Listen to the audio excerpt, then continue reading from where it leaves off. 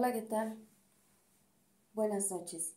Mi nombre es Dominga Ramos Racilla. Actualmente soy estudiante de la Universidad Virtual del Estado de Guanajuato. El módulo que actualmente estoy cursando es Derechos Humanos en el ámbito internacional.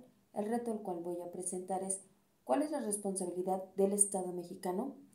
El nombre de mi asesor es Diana Patricia Josefina Orcasitas. Mi número de matrícula es 260-113. A continuación le vamos a dar lectura al primer caso planteado. Bueno, pues a continuación le vamos a dar lectura al primer caso.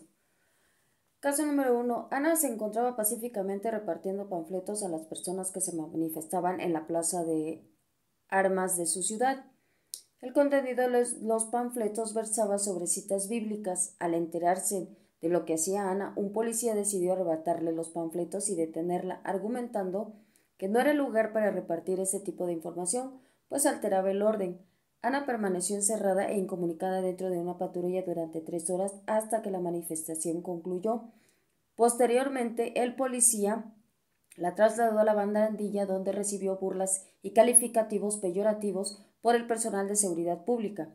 Luego de un día detenida, la dejaron en libertad. Ana denunció el hecho ante la Fiscalía General del Estado, así como ante la Comisión Estatal de Derechos Humanos. Ambas instituciones omitieron el inicio de cualquier procedimiento, por lo cual Ana acudió a la Justicia Federal, donde resolvieron incompetencia para conocer el asunto. 2 años después, Ana presentó su caso ante la Corte Interamericana de Derechos Humanos. Bueno, pues la pregunta es, ¿consideras que existe responsabilidad del Estado mexicano? En este caso, sí, existe responsabilidad por parte del Estado mexicano, pues ya que la Fiscalía no atendió la denuncia de Ana, que el policía la mantuvo pues encerrada durante 3 horas en una patrulla privada de su libertad, lo que se refiere a un delito en el cual se prive a una persona de su libertad sin seguir el proceso legal apropiado o sin tener justificación legal válida, por lo que fue vulnerado el derecho fundamental de inmediatez, cuando sin motivos razonables imposibilitaron que la detenida fuera llevada ante la autoridad competente, quien se encargaría de su situación jurídica. El 10 de junio del 2011 fue aprobado y modificado 11 artículos. Entre los cambios relevantes fue el artículo primero, destacando lo siguiente: que amplía el catálogo de los derechos humanos reconocidos para todas las personas, incluyendo aquellos que se encuentran en los tratados internacionales de los que México forma parte. Establece el principio por persona para que la interpretación de la ley privilegie siempre a los individuos.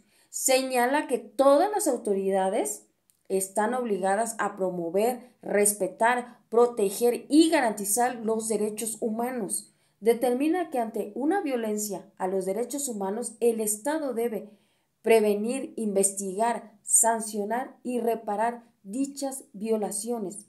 Asimismo, establece en el artículo 19 la Declaración de los Derechos Humanos, donde dice que todo individuo tiene derecho a la libertad, opinión y de expresión.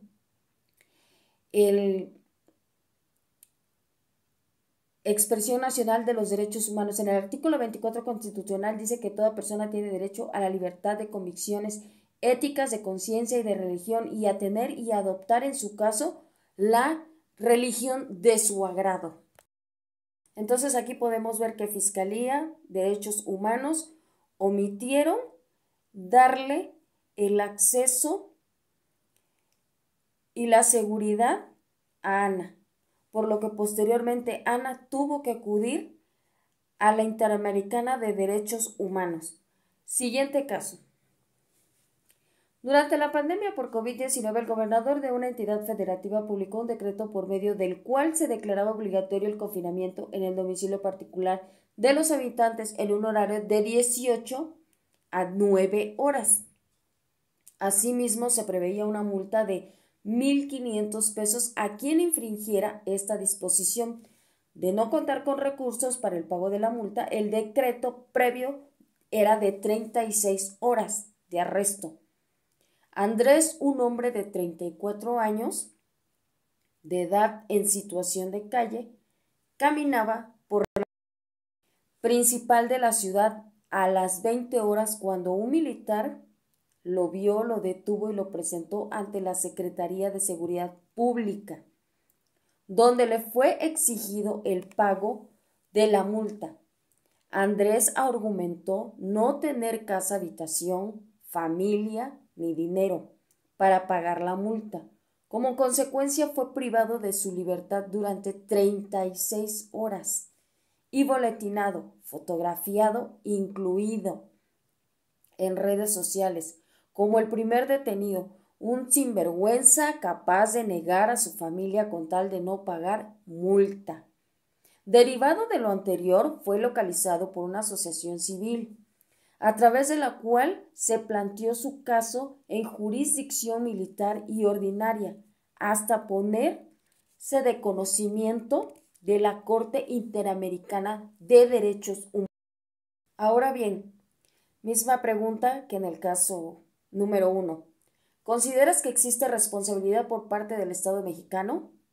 Claro que sí, ya que en el artículo 11 de la Constitución establece la protección de personas que habitan y sobreviven en las calles y señala que serán las autoridades quienes adoptarán medidas para garantizar todos sus derechos. En este caso fueron militares quienes nos detuvieron. Por lo que respecta en el artículo 21 constitucional señala contundentemente que las instituciones encargadas de la seguridad pública en delitos o faltas administrativas deben ser de naturaleza civil y por civiles, se entiende el no militar. En su artículo 29 constitucional también dice que en tiempos de paz ningún militar puede ejercer más funciones que las que tenga exacta conexión que la disciplina militar.